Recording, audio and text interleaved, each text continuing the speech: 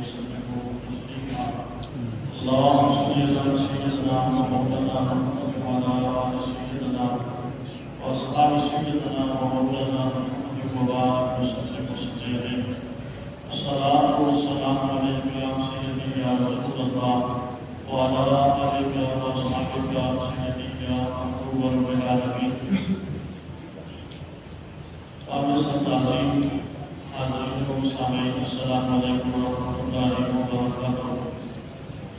اللہ تعالیٰ کا لاکھ شکر و احسان ہے کہ اس مالک کائنات نے ہمیں اس عارضی زندگی کے اندر ایک دفعہ رمضان المبارک کی نعمتوں سے سرفراز فرمایا ہے۔ رب کائنات کی بارگاہ میں دعا ہے کہ وہ ہم سب کو رمضان المبارک کے اس بابرکت مہینے کے اندر اپنی عبادت کر کے اپنے گناہوں کی معافی کا سامان ادا کرنے کی توفیق اور ہمت عطا فرمائے۔ رمضان المبارک کے اللہ تبارک و تعالیٰ کے خاص فضل و کرم کا ایمان ہے جو اللہ نے اہل ایمان کو عطا فرمایا ہے۔ قرآن حکیم فرقان مجید کی جو آیت کریمہ آپ کے سامنے تلاوت کرنے کا شرف حاصل کیا ہے،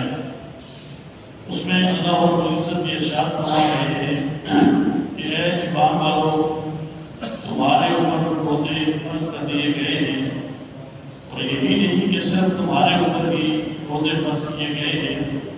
بلکہ روزہ ایک ایسی عبادت ہے کہ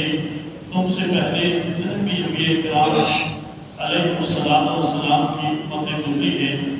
میں نے تم سے پہلے تمام امتوں پہ کسی نہ کسی شکل میں یہ روزہ فرض کیا ہوا تھا۔ اور آگے اللہ تبارک و تعالیٰ نے روزے کی فرضیت کا مقصد یہ بیان فرمایا کہ تمہارے اوپر سال میں ایک ماہ کے روزے جو فرض کیے گئے ہیں، اس کا مقصد یہ ہے کہ لعلکم تتقون، تاکہ تمہیں تقوی نصیب ہو جائے۔ اس سے پتہ یہ چلا کہ روزہ اللہ تبارک و تعالیٰ کی وہ خاص اہل ایمان کے لیے عبادت ہے جس کو اللہ تبارک و تعالیٰ نے ہمارے اوپر فرض فرمایا ہے۔ اور جو شخص بھی روزے کی تمام تر شرائط کے ساتھ رکھتا ہے تو ہمارا ایمان یہ ہے کہ اللہ تبارک و تعالیٰ اس روزے کی برکت سے اس انسان کے دل میں تقویٰ پیدا فرماتے ہیں، اور اللہ اپنا خوف اور پرہیزگاری کا عمل کرنے کی اس آدمی کو ہمت اور توفیق عطا فرماتے ہیں۔ رمضان مبارک کا مہینہ جو ہی ہمارے اوپر سایہ فکر ہوتا ہے تو ہم یہ محسوس کرتے ہیں کہ ہمارا دل عبادت کی طرف راغب ہو جاتا ہے۔ رمضان سے پہلے مساجد کے اندر نمازیوں کی تعداد اس طرح نہیں ہوتی جس طرح سے ہم رمضان مبارک کے مہینے کے اندر دیکھتے ہیں۔ اسی طرح گھروں کے اندر، مساجد کے اندر اور عوام کے اندر جو قرآن کریم پڑھنے کا جذبہ رمضان مبارک کے مہینے میں دیکھا جاتا ہے، وہ رمضان کے علاوہ باقی ایام کے اندر یہ جذبہ ہمیں نظر نہیں آتا۔ اسی طرح ذکر و اذکار کے لحاظ سے، عبادات کے لحاظ سے، صدقہ و خیرات کے لحاظ سے اور تسبیح و تحلیل کے لحاظ سے جو شخص بھی اللہ تبارک و تعالیٰ کی بارگاہ کے اندر اپنا ایمان پیش کرتا ہے، اس کے بعد رب کائنات سے یہ توفیق عطا فرماتے ہیں کہ وہ کثرت سے رمضان مبارک کے مہینے کے اندر اپنا آپ اور عبادت کی طرف جو ہے وہ پیش فرماتا ہے۔ اس کی ایک خاص وجہ یہ ہے کہ اللہ کو رمضان کے مہینے کے ساتھ ساتھ اہل ایمان سے اتنی محبت ہے اور اپنے بندوں پہ اللہ کو اتنی شفقت ہے کہ رب کائنات جو ہی رمضان مبارک کا چاند طلوع ہوتا ہے تو فرشتوں کو حکم ارشاد فرماتا ہے کہ اے فرشتوں، شیطان ہے جو میرے بندوں کو عبادت سے روکتا ہے، ذکر و فکر سے روکتا ہے، قرآن کی تلاوت سے روکتا ہے، اے خاص اس مہینے کے اندر میں اپنے بندوں کی بخشش کا کوئی نہ کوئی ذریعہ پیدا فرمانا چاہتا ہوں۔ اس لیے اے فرشتوں، وہ شیطان جو میرے بندوں کو عبادت سے برگلاتا ہے اور ان کے دل نماز و ذکر کے اندر نہیں لگنے دیتا، اے فرشتوں جاؤ اور جا کے اس شیطان کو پابند سراسر کر دو، اسے زنجیروں کے اندر جکڑ کے رکھ دیا جائے، تاکہ میرا ہر وہ بندہ جو اس ماہ مبارک کے اندر عبادت کرنا چاہتا ہے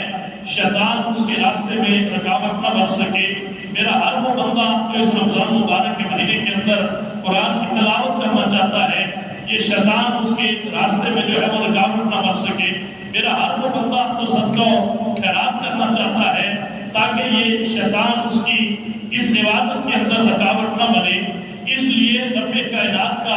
اہل ایمان کے اوپر سب سے پہلا کرم یہ ہوتا ہے کہ جو ہی رمضان مبارک کا چاند طلوع ہوتا ہے، رب کائنات شیطان کو زنجیروں کے اندر جکڑ دینے کا حکم ارشاد فرماتا ہے، جس کی وجہ سے ہر انسان کا دل عبادت کی طرف مائل ہو جاتا ہے، نماز پڑھنے کی طرف انسان کا دل مائل ہو جاتا ہے، قرآن کی تلاوت کا ذوق جو ہے وہ انسان کے دل میں پیدا ہو جاتا ہے، توبہ و استغفار کے ساتھ انسان اپنے گناہوں کو معاف کروانے کی طرف میں لگ جاتا ہے۔ یہ ساری کی ساری چیزیں جو ہے وہ اللہ تبارک و تعالیٰ نے شیطان کو جکڑنے کے بعد اہل ایمان کے دلوں کے اندر نور معرفت کو اجاگر کرنے کے لیے اللہ نے ایسا ماحول عطا فرما دیا ہوتا ہے کہ جس ماحول کے اندر رہ کے ہر آدمی یہ کوشش کرتا ہے کہ وہ عبادت کے ذریعے اپنے رب کو راضی کر کے اپنے گناہ معاف فرما سکے۔ میرے بھائی، جب رمضان مبارک کا مہینہ گزر جاتا ہے، سوال صرف اتنا ہے کہ رمضان کے مہینے کے گزرنے کے ساتھ جو ہے وہ صرف ایک عبادت ہے جسے ہم روزہ کہتے ہیں، یہ اللہ کی طرف سے معاف ہو جاتی ہے۔ رمضان کا مہینہ جب گزرتا ہے تو نماز عشاء کے ساتھ جو ہم صلاۃ تراویح پڑھتے ہیں وہ اللہ کی طرف سے معاف ہو جاتی ہے۔ باقی ساری کی ساری جو ہماری زندگی ہے، یہ جتنی کام اور جتنے امور ہم سر انجام دیتے ہیں، اگر ہم رمضان کے اندر نماز پڑھتے ہیں تو یہ نماز صرف رمضان کے اندر ہی فرض نہیں ہوتی، بلکہ سارا سال یہ نماز ہمارے اوپر فرض رہتی ہے۔ اسی طرح ہم رمضان کے مہینے کے اندر جو ذکر و فکر کرتے ہیں، تسبیح و تحلیل پڑھتے ہیں، درود پاک پڑھتے ہیں، یہ صرف رمضان کے مہینے کے اندر ہی مقبول نہیں ہوتا، بلکہ جب بھی انسان اللہ کے ذکر کے ساتھ اپنی زبان کو پاک کرنا چاہتا ہے، رب کائنات اس ذکر کی برکتیں عطا فرماتا ہے۔ اسی طرح ہم رمضان کے مہینے کے اندر جو قرآن کریم کی تلاوت کثرت سے کرتے ہیں، یہ صرف رمضان کے مہینے تک ہی محدود نہیں ہے، بلکہ بندہ مومن ہر وقت اللہ کی کتاب سے رہنمائی حاصل کرنے کے لیے رب کی کتاب کو جو ہے وہ تلاوت کر سکتا ہے اور تلاوت کرنی چاہیے۔ پتہ یہ چلا کہ رمضان کا مہینہ اللہ کی طرف سے اہل ایمان کے لیے ایک ایسا خاص تحفہ ہے جس کے اندر رب کائنات اہل ایمان کو یہ بتانا چاہتا ہے کہ اے بندہ مومن، تیری زندگی اس انداز سے گزرنی چاہیے کہ جب اللہ کی طرف سے نماز کا بلاوا آئے تو تجھے نماز کے لیے پیش ہونا چاہیے، جب اللہ کی طرف سے تجھے ہدایت کے لیے صدا دی جائے تو تجھے اپنے آپ کو وہاں پہ پیش کرنا چاہیے۔ پتہ یہ چلا کہ رمضان کے مہینے کے اندر ایمان والے کی زندگی کے اندر صرف نماز نہیں بلکہ صرف تراویح اور روزے کا اضافہ ہوتا ہے، باقی سارا سال جو ہے وہ یہ ساری کی ساری عبادتیں ہمارے اوپر لازم رہتی ہیں، اور رمضان گزرنے کے بعد بھی ہمیں یہ ساری عبادتیں کرنی چاہیے۔ روزہ اللہ کی وہ خاص عبادت ہے کہ جس کے بارے میں اللہ تبارک و تعالیٰ نے اپنے محبوب کریم صلی اللہ علیہ وسلم کو خاص جو ہے وہ وصیت عطا فرمائی ہے، اور اس کے حق کے جو ہے وہ ہر امت جو ہماری امت سے پہلے جتنی بھی امتیں آئی ہیں، اللہ نے ہر امت پہ اس روزے کو فرض کر دیا گیا ہے۔ اب روزے کا مقصد جو اللہ بیان فرماتا ہے وہ ہے لعلکم تتقون۔ روزے کا مقصد یہ ہے کہ تمہیں پرہیزگاری نصیب ہو جائے، تمہیں تقویٰ نصیب ہو جائے۔ روزہ رکھنے سے بندے کے دل کے اندر اور بندے کے اعمال کے اندر تین چیزیں جو ہے وہ واضح طور پہ دکھائی دیتی ہیں۔ ایک ہے اخلاص، جو ہم اپنی زندگی کے اندر اکثر جسے ہم جو ہے وہ جس کی کمی محسوس کرتے ہیں۔ روزہ ایک ایسی عبادت ہے کہ جس کے ذریعے بندے کو اخلاص کی دولت نصیب ہوتی ہے۔ روزہ ایک ایسی عبادت ہے کہ جس عبادت کے ذریعے بندے کو اللہ کی ذات کے اوپر جو ایمان بالغیب ہے، ایمان بالغیب کی حقیقت جو ہے وہ بندے کو نصیب ہوتی ہے۔ اخلاص اس انداز سے اللہ کی بارگاہ کے اندر بندے کا مقبول ہوتا ہے کہ باقی جتنی بھی عبادات ہیں، نماز اللہ کی ہے، راج اللہ کی عبادت ہے، صدقہ و خیرات جو ہم کرتے ہیں یہ اللہ کی رضا کے لیے کرتے ہیں، ذکر و اذکار جو ہم کرتے ہیں یہ اللہ کی رضا کی خاطر ہم کرتے ہیں، یہ جتنے بھی اعمال ہیں یہ سارے کے سارے اللہ کی رضا کی خاطر ہے، اور یہ سارے کے سارے اعمال اللہ ہی کے لیے ہوتے ہیں۔ لیکن روزہ وہ واحد ایسی عبادت ہے کہ جس عبادت کو رب کائنات ایسی شان عطا فرماتا ہے، ایسا مقام عطا فرماتا ہے، اور روزے دار کو اللہ اتنا اجر و ثواب عطا فرماتا ہے کہ کسی اور عبادت کا رب کائنات نے اتنا اجر و ثواب نہیں رکھا ہوا جتنا رب کائنات نے روزے کا اجر و ثواب بیان فرمایا ہے۔ اس کی ایک خاص وجہ ہے، اس کی خاص وجہ یہ ہے کہ اخلاص روزے کے اندر پایا جاتا ہے۔ آپ دیکھیں کہ اگر کوئی شخص نماز پڑھتا ہے تو وہ بے شک یہ نہ سوچے کہ میں نماز پڑھ رہا ہوں، لیکن جو بندہ بھی اسے دیکھ رہا ہوتا ہے، دیکھ کے پتہ چل جاتا ہے کہ یہ بندہ نماز پڑھ رہا ہے۔ اسی طرح اگر کوئی بندہ صدقہ و خیرات کرتا ہے اور اللہ کے راستے کے اندر کوئی اپنی دولت خرچ کرتا ہے، بے شک وہ بندہ جتنا بھی اس دولت کو چھپا کے خرچ کرے، آپ بندوں کو جو ہے وہ اس بارے میں پتہ چل جاتا ہے کہ یہ بندہ جو ہے وہ اللہ کے راستے کے اندر دولت خرچ کرنے والا بندہ ہے۔ اسی طرح جب کوئی شخص حج کرنے کے لیے جاتا ہے، بے شک وہ اپنے حج کو جتنا مرزیدہ چھپا کے رکھے اور جتنا پوشیدہ حج کے عمل کو رکھے، اس عمل سے لوگ واقف ہو جاتے ہیں اور لوگوں کو پتہ چل جاتا ہے کہ یہ آدمی حج کر کے آیا ہے، حج کرنے جا رہا ہے، یا جب وہاں پہ حج کر رہا ہوتا ہے تو ہزاروں لاکھوں کی تعداد میں لوگ اس آدمی کو دیکھ رہے ہوتے ہیں کہ یہ آدمی اللہ کے گھر کی زیارت کرنے کے لیے آیا ہے اور اللہ کے گھر کا حج کرنے کے لیے آیا ہے۔ حج عبادت ایسی ہے کہ جس عبادت کے اندر لوگوں کو علم ہو جاتا ہے، نمازی ہے، نماز پڑھ رہا ہے، خود بھی اسے پتا ہے کہ میں نماز پڑھ رہا ہوں، لوگ مجھے دیکھ رہے ہیں، اور لوگ بھی اسے دیکھتے ہیں کہ یہ بندہ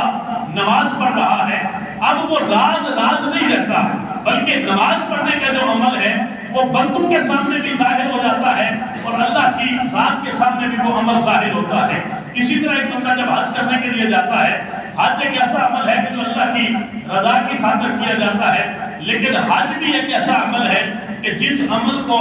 بندے بھی جان جاتے ہیں اور بندوں کے ساتھ ساتھ رب کائنات کو بھی اس آدمی کے حج کا علم ہوتا ہے۔ اسی طرح ہر عبادت جو ہے وہ انسان جتنی بھی خفیہ طریقے سے کرنے کی کوشش کرے، ہر عبادت کا علم لوگوں کو ہو جاتا ہے، سوائے روزہ ایک ایسی عبادت ہے کہ روزہ گھر کے اندر آپ سحری کر بھی لیتے ہیں، آپ کے گھر والے پھر بھی نہیں کہہ سکتے کہ فلاں نے روزہ رکھا ہوا ہے۔ یہاں مسجد کے اندر ہم اتنے لوگ بیٹھے ہوئے ہیں، ہم ایک دوسرے کے بارے میں کوئی آدمی یہ نہیں کہہ سکتا کہ فلاں نے روزہ رکھا ہے یا فلاں نے روزہ نہیں رکھا ہوا۔ روزہ ایک ایسی اللہ کی خاص عبادت ہے کہ جس کا تعلق یا جس نے روزہ رکھا ہوتا ہے اسے جس بات کا علم ہوتا ہے یا جس کے لیے روزہ رکھا ہوتا ہے اس رب کو اس روزے کا علم ہوتا ہے۔ اب روزہ اللہ کی بارگاہ کے اندر اسی لیے سب سے زیادہ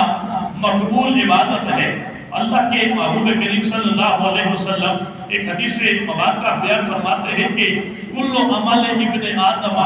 اللہ تبارک و تعالیٰ نے فرمایا کہ ہر عمل جو ابن آدم کرتا ہے، رب کائنات فرماتے ہیں کہ یضاعف اجر مثلھا، کہ اس کا جو ثواب ہے 10 گنا سے لے کے الی 700 ضعف، 10 گنا سے لے کے 700 گنا تک اللہ ابن آدم کے عمل کا اجر عطا فرماتا ہے۔ یعنی اگر کوئی بندہ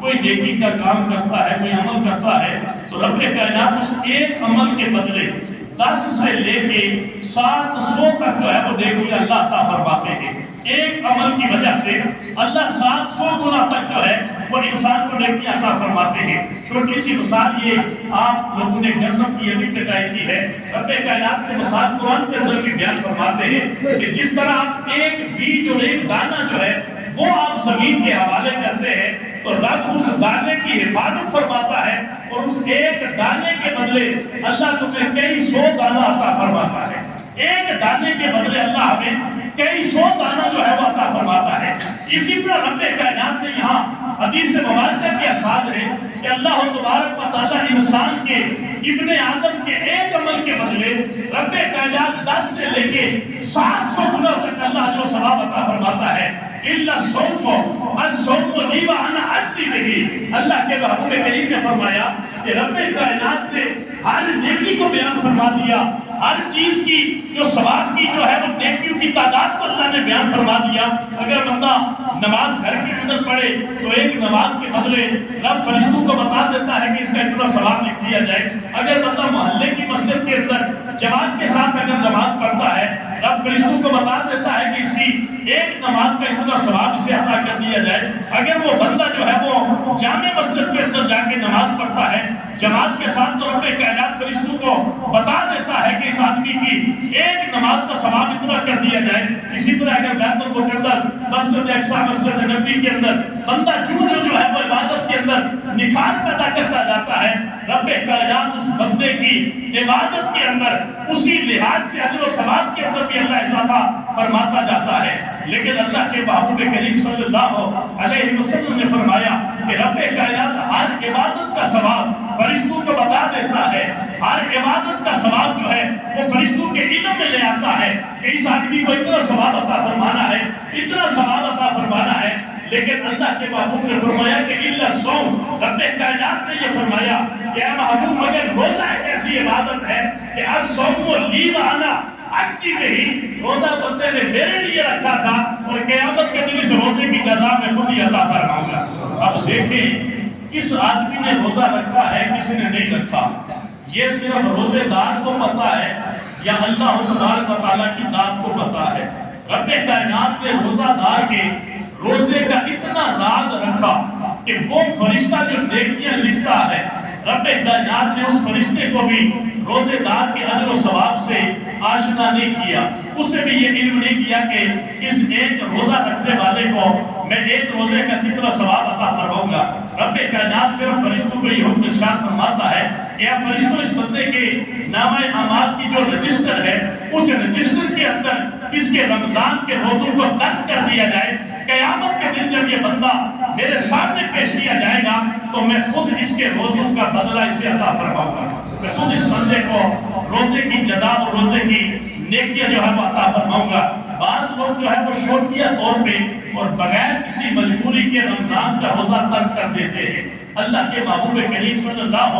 علیہ وسلم نے یہ ارشاد فرمایا ہے کہ رمضان کا روزہ بغیر کسی عذر کے جان بوجھ کے اگر کوئی شخص چھوڑ دیتا ہے، پھر وہ اگر ساری زندگی کی اس ایک روزے کی قضا میں گزار دے تو رب کائنات اسے اتنا اجر و ثواب نہیں عطا فرماتا جتنا ثواب اللہ رمضان کے ایک روزے کا عطا فرماتا ہے۔ اس لیے کوششیں کرنی چاہیے کہ رمضان اگر اللہ زندگی کے اندر بندے کو نصیب فرماتا ہے تو کوششیں کرنی چاہیے کہ رمضان کے مہینے کے اندر روزے رکھ کے عبادت کر کے رب کائنات نے جو تقوی کا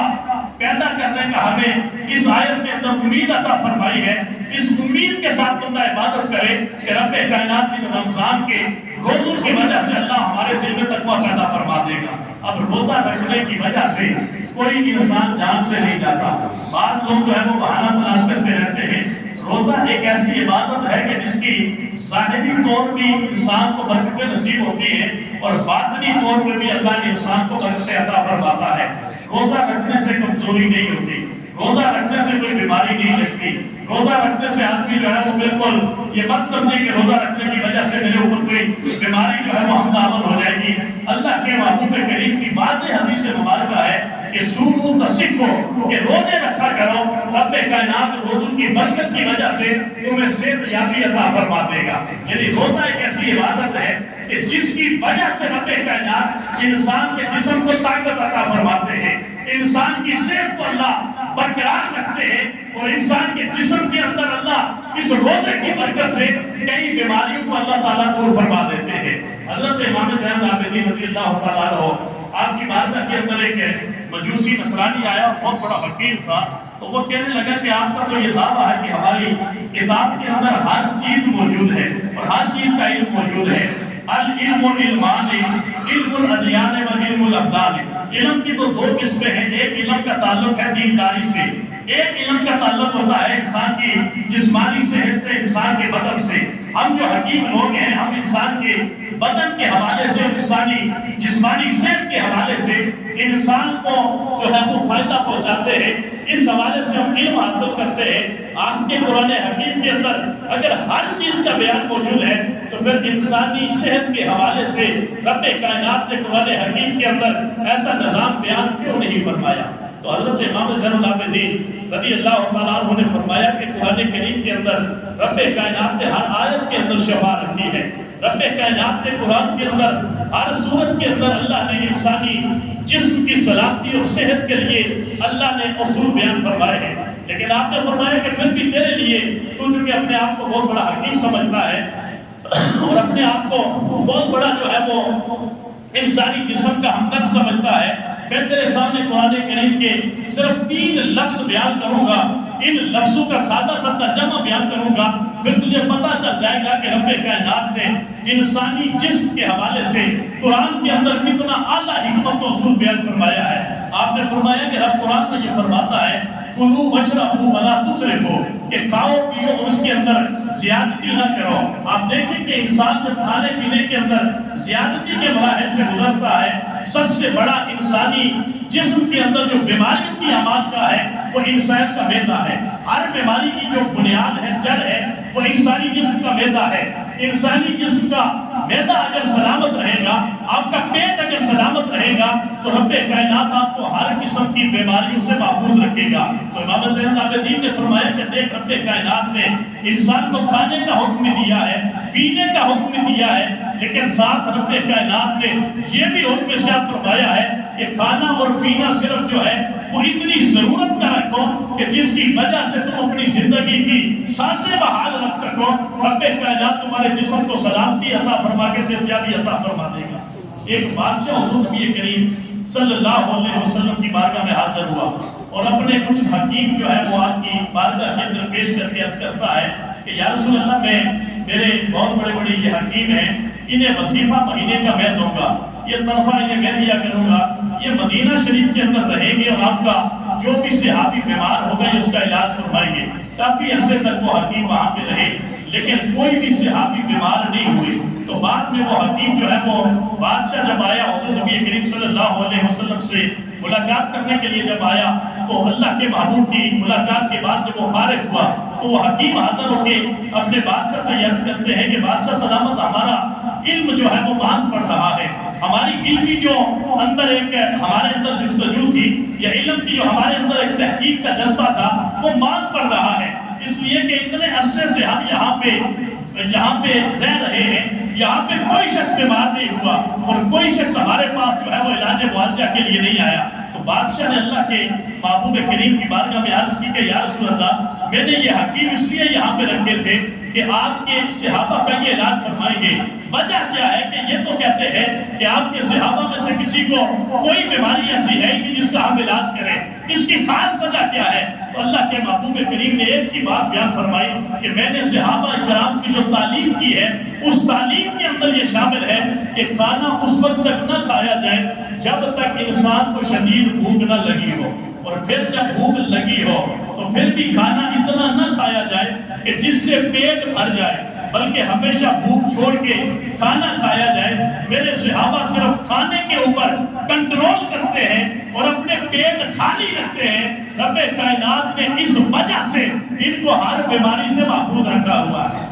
یہ کوئی ایسی چیز نہیں ہے، بلکہ آج پوری دنیا کی سائنس بھی اس بات کے اوپر متفق ہو چکی ہے کہ انسانی معدہ جتنا خالی رہے گا، اسے جتنی ریلیکسیشن دی جائے گی، اتنا انسانی وجود کے لیے یہ صحت مند رہے گا، انسانی جسم صحت مند رہے گا۔ اس لیے میرے وہ دوست جو صحت مند ہونے کے باوجود بھی روزے سے بھاگتے رہتے ہیں، روزہ نہیں رکھتے، یہ مہینہ ہے برکتوں والا، یہ مہینہ ہے نعمتوں والا، یہ مہینہ اپنے رب کو راضی کرنے والا مہینہ۔ اس لیے کوئی بھی شخص جو روزہ رکھنے کی طاقت رکھتا ہے، روزہ رکھ سکتا ہے، اسے کوئی ایسی بیماری نہیں ہے جس کی وجہ سے روزہ ماندے ہے، یا کوئی ایسی اس کے اندر حالت نہیں ہے جس کی وجہ سے وہ روزہ رکھنے میں معذور ہے۔ ہر آدمی کو جو بالغ ہے روزہ رکھ سکتا ہے، اسے روزہ رکھنا چاہیے، اس لیے کہ روزہ اللہ تبارک و تعالیٰ کی بارگاہ کے اندر معمول ترین عبادت ہے، اور سب عبادات کے اندر اللہ کی بارگاہ میں سب سے زیادہ اجر و ثواب اس عبادت کا بیان کیا گیا ہے، اور رب کائنات نے روزے کا اجر و ثواب بیان فرمایا ہے۔ دوسری بات یہ ہے کہ اکثر لوگوں کی عادت یہ ہوتی ہے کہ بس گلاس پانی کا ہاتھ میں پکڑ کے بیٹھے رہتے ہیں کہ جو ہی اذان شروع ہوگی تو میں بس پانی پیوں گا۔ یہ فلسفہ مجھے سمجھ نہیں آتا کہ جو بندہ 15-16 گھنٹے پیاسا رہ سکتا ہے، وہ 3-4 منٹ پہلے اگر اذان سے روزہ بند کر لے گا تو اس میں کون سی اتنی جو ہے وہ قیامت نازل ہو جائے گی۔ یاد رکھیں کہ اذان شروع ہو جائے اس وقت کھانا پینا یہ روزے کو فاسد کر دیتا ہے۔ روزہ ہوتا ہے اذان سے پہلے، اذان ہوتی ہے طلوع صادق کے بعد۔ روزہ آپ نے بند کرنا ہوتا ہے پہلی رات کے اندر جب طلوع صادق ہو جائے تو پھر یا روزہ ہوگا یا پھر اذان ہوگی. اس لیے اذان دی جاتی ہے وقت مقررہ پہ. کوشش یہ کیا کریں کہ اذان شروع ہو جائے تو کھانے پینے سے بلکہ اذان سے بھی 2-4 منٹ پہلے جو ہے وہ احتیاطاً روزہ بند کر لینا چاہیے تاکہ روزے کے اندر جو ہے وہ ایسی کوئی خلل اندازی نہ ہو جس کی وجہ سے ہمارا روزہ اللہ کی بارگاہ کے اندر مقبولیت سے محروم رہ جائے. پھر بعض لوگوں کی عادت یہ ہوتی ہے کہ یہ جو حدیث بیان کی جاتی ہے روزہ جلدی افطار کریں, بالکل جناب کھجور ہاتھ میں رکھ کے منہ کے قریب رکھ کے بیٹھے ہوتے ہیں کہ مولوی صاحب چوئی مائک کے قریب جاتے ہیں جناب وہ کھجور اندر. ان سے جب پوچھا جائے کہ جناب اتنی کیا جلدی پڑی ہے تو آگے سے کیا دیتے ہیں کہ روزہ اگر تاخیر کی جائے تو روزہ مکروہ ہو جاتا ہے. یہ جو مکروہ والا عمل ہے یہ اللہ کے محبوب نے یہود و نصارہ سے تشبیہ کے لیے منع فرمایا تھا, اور یہود و نصارہ روزہ کھولتے تھے ستارے دیکھ کے. 2-4-5 منٹ کی تاخیر سے روزہ مکروہ نہیں ہوتا بلکہ احتیاطاً جو ہے وہ روزہ تھوڑا تاخیر سے کھولنا چاہیے تاکہ 10-12-15 گھنٹے کی مسافت جو ہے جو انسان طے کرتا ہے کہیں ایسا نہ ہو کہ جلد بازی کی وجہ سے اس کے سارے دن کا زور روزہ جو ہے وہ ضائع ہو جائے. روزے کے اندر زبان کی حفاظت, کانوں کی حفاظت, ہاتھوں کی حفاظت, پاؤں کی حفاظت, بلکہ ہر جسم کے عضو کی حفاظت کرنا یہی روزے کی مقبولیت اللہ کی بارگاہ کے اندر پسندیدہ عمل ہوتا ہے. اللہ ہمارے روزوں کو بھی قبول فرمائے. اور جتنے لوگ جو ہے وہ بیمار ہیں اور ان کے دل کے اندر یہ تمنا ہے کہ اللہ ہمیں ایسی صحت عطا فرمائے کہ ہم روزے رکھ سکیں, اللہ کی بارگاہ میں دعا ہے کہ اللہ انہیں ایسی صحت عطا فرما دے. گزشتہ جمعہ مبارک میں نے ایک چھوٹا سا اعلان کیا تھا آپ لوگوں کے سامنے. الحمدللہ یہ ملک محمود صاحب یہ تعاون مسجد کے ساتھ حوالے سے کرتے رہتے ہیں. انہوں نے ایک خوبصورت گھڑی یہاں پہ جو نظر آ رہی ہے یہ لگائی ہے. حضرت علی رضی اللہ تعالیٰ عنہ مسجد کے اندر تشریف لائے تو اندھیرے کے اندر ایک چراغ چل رہا تھا مسجد میں. حضرت عمر فاروق کے دور کے اندر مسجد کے اندر چراغ جلانے کا رواج جو ہے وہ جاری ہوا تھا. عمر فاروق نے سختی سے حکم دیا تھا کہ مساجد کے اندر اندھیرا نہیں ہونا چاہیے, رات کو چراغ جلا کے رکھے جائیں. حضرت علی اٹھ کے آئے اور آپ تہجد کے لیے جب مسجد کے اندر داخل ہوئے تو دیکھا کہ مسجد میں روشنی ہے اور آپ کے لیے آسانی ہے, تو آپ نے وہاں پہ یہ دعا فرمائی کہ نبر اللہ قبر عمرہ نبر علینا مساجدنا, اے اللہ تو عمر کی قبر کو اسی طرح روشن فرما جس طرح عمر نے تیرے گھر کو روشنی عطا فرمائی ہے. یہ دعا کوئی چھوٹی سی دعا نہیں ہے, یہ اللہ کے گھر کے لیے دعا تھی. ہمارے ایک دوست نے جو بینک میں انہوں نے یہ 5 پنکھے جو ہے وہ دیے ہیں. یہ مسجد کے اندر پیچھے کمی تھی پنکھوں کی, 2 وہاں پہ ایک یہاں پہ اور ایک اس کونے کے اندر یہ پنکھے بھی لگ چکے ہیں. میں نے عرض کی تھی کہ یہ قالینیں جن کے اوپر آپ بیٹھے ہوئے یہ 2006 یا 7 میں شاید یہاں پہ ڈالی گئی تھی. اب ان کے نیچے ایک فوم ملتا ہے اور اس فوم کے اوپر بڑا نمازی آسانی محسوس کرتا ہے. ہر آدمی گوڈے گنٹو کا مریض ہے, ویسے بھی اللہ کے گھر کے اندر یہ چیزیں ہونی چاہیے. تو میں نے عرض کی تھی کہ اگر ہم یہ اس رمضان کے مہینے کے اندر اس مسجد کے اندر اگر اس فوم مل جائے تو انتظام کر سکے تو یہ مسجد اللہ کا گھر ہے لیکن اس کے اندر نماز ہم پڑھتے ہیں, یہ ہماری ذمہ داری کے اندر ہے. یقیناً اللہ اس پہ ہمیں رضا کا جو ہے وہ انعام بھی عطا فرمائے گا. اپنے والدین کے اصالِ ثواب کے لیے یا کوئی بھی آپ کی نیت ہو اللہ کی رضا کی خاطر جو ہے ایسے کاموں میں حصہ لینا چاہیے. پچھلے سال یہ قاری صاحب نے مجھے کہا تھا کہ کرنا ہے, اس وقت تقریباً 60-65 ہزار روپیہ جو وہ اس کا ایسٹیمیٹ تھا پوری مسجد کے اندر وہ لگانے کا. تو اب 2-4-5-10 ہزار روپیہ زیادہ ہوگا. تو میں یہ چاہتا ہوں کہ اگر کوئی آدمی, اس دن بھی میں نے عرض کی تھی, یا نہیں تو 1000-500 روپیہ کر کے ہم یہ کوشش کریں گے کہ اس رمضان کے اندر ہم وہ فوم جو ہے وہ بچا سکیں. تو آپ اٹھیں اور اس کے اندر حصہ ڈالنا چاہتے ہیں 2-4 منٹ کے اندر تاکہ ہم یہ کام کر کے 1000 روپے کے نوٹ اگر کوئی دینے والے 2-4-5-10-15 ساتھی کھڑے ہو جائیں تو یہ زیادہ آسانی ہو جائے گی. خوشی سے اللہ کی رضا کی خاطر